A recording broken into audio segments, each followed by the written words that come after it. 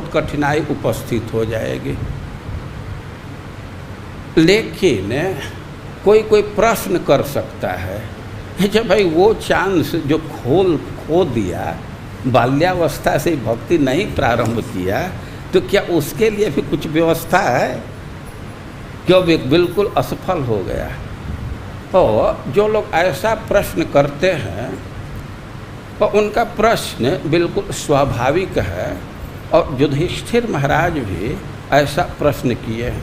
इसी सप्तम स्कंध के 14वें अध्याय में युधिष्ठिर महाराज का एक प्रश्न है कि हम लोग तो गृहस्थ हैं, युधिष्ठिर महाराज तो परम भक्त है, भागवत धर्म के विषय में वे आदर्श हैं, लेकिन गृहस्थों का प्रतिनिधित्व करते हुए वे कह रहे हैं कि जो गृहस्थ हैं वे तो मादृश मूढ़ गृह मूढ़ थी, वे तो गृहस्थी में पढ़ करके एकदम बेवकूफ़ बने हुए हैं, मूढ़ दी हैं। और कोई वैसा उपाय है कि एतम पदवी जेन चांजसा, ये जो वे कह रहे हैं कि कोई ऐसा उपाय बतलाइए कि एतम पदवीम का अर्थ है कि जो विरक्त लोग स्थान प्राप्त करते हैं। संन्यास धर्म का निरूपण करते हुए युधिष्ठिर महाराज बोले हैं कि जो संन्यास धर्म का ठीक से पालन करता है तो मोक्ष को प्राप्त कर जाता है। तो अब युधिष्ठिर महाराज का प्रश्न है कि गृहस्थ व्यक्ति जो अपने पुत्र परिवार में है, तो वह व्यक्ति इस पद को कैसे प्राप्त करेगा? और जो नारद जी उपदेश दिए हैं कि गृहेस्व स्थितो राजन क्रिया कुर्वन् यथोचिता वासुदेवार्पणम साक्षात उपासित महामुनि। गृहस्थी में रह करके भी वो परम पद को प्राप्त करना चाहते हैं, विरक्तों को जो गति होती है उसको प्राप्त करना चाहते हैं, तो युधिष्ठिर महाराज नारद उपाय बतला रहे हैं कि गृहेस्व अवस्थित, ठीक है वो अपने गृहस्थी में है, और कुर्वन् क्रिया यथोचिता, वो गृहस्थी का कार्य रीति रिवाज के अनुसार कर रहा है, लेकिन उसके साथ दो कार्य उसको और करना होगा। गृहस्थी के कार्य को मना नहीं किया जा रहा है, लेकिन दो कार्य उसमें और जोड़ना होगा। वो क्या दो कार्य है? वासुदेवार्पणम साक्षात उपासित महामुनि। प्रथम बात तो यह है कि अपने कर्म को भगवान को अर्पित करें। कुछ लोग कहेंगे कुछ समझ में नहीं आ रहा है, कैसे भगवान को अर्पित करेंगे? अपना नौकरी कर रहे हैं, खेती कर रहे हैं, बिजनेस का काम कर रहे हैं, तो इसको भगवान को कैसे अर्पित करेंगे?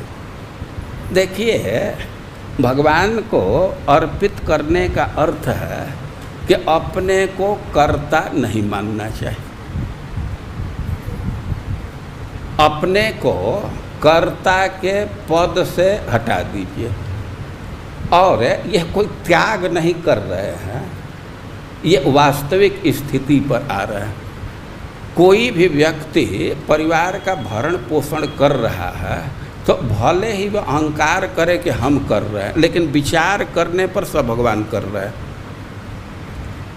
भगवान के शक्ति से ही कुछ कर पा रहा है, उसकी अपनी स्वतंत्र कुछ शक्ति नहीं है। वो पहला नंबर तो इस चेतना में आ जाना चाहिए कि भाई करने वाले भगवान हैं, हम तो उनके एक यंत्र हैं, उनके तंत्र हैं, उनके प्रतिनिधि हैं। हमको एक कार्य किए हैं, दिए हैं, हम इसका निर्वहन कर रहे हैं। हम भरण पोषण करने वाले नहीं, हम अर्जन करने वाले नहीं हैं। और जब आप करता ही नहीं हैं तो भोक्ता होने का कोई सवाल ही नहीं। भाई जब आप अपने शक्ति से अर्जन नहीं कर रहे हैं, भगवान के शक्ति से अर्जन कर रहे हैं, तो भोक्ता भी भगवान ही हुए ना। कि आप हो जाएंगे भोक्ता। तो वासुदेव को अर्पण करने का सीधा सा अर्थ है कर्तापन और भोक्तापन के भाव का त्याग करना। हम कर्ता हैं, हम भोक्ता हैं, इस भाव का त्याग करते हुए अपने गृहस्थी का कार्य कीजिए। और उपासित महामुनि, अपने कार्य को भगवान को अर्पित कीजिए और महामुनियों की उपासना कीजिए। उपासना का अर्थ है कि उनके नज़दीक बैठिए, उनका संग कीजिए। महामुनि, देखिए जो लोग कुछ बोलते नहीं हैं उनको कहा जाता है मौनी। जो कुछ बोलेंगे नहीं तो उनको मौनी कहा जाता है। और जो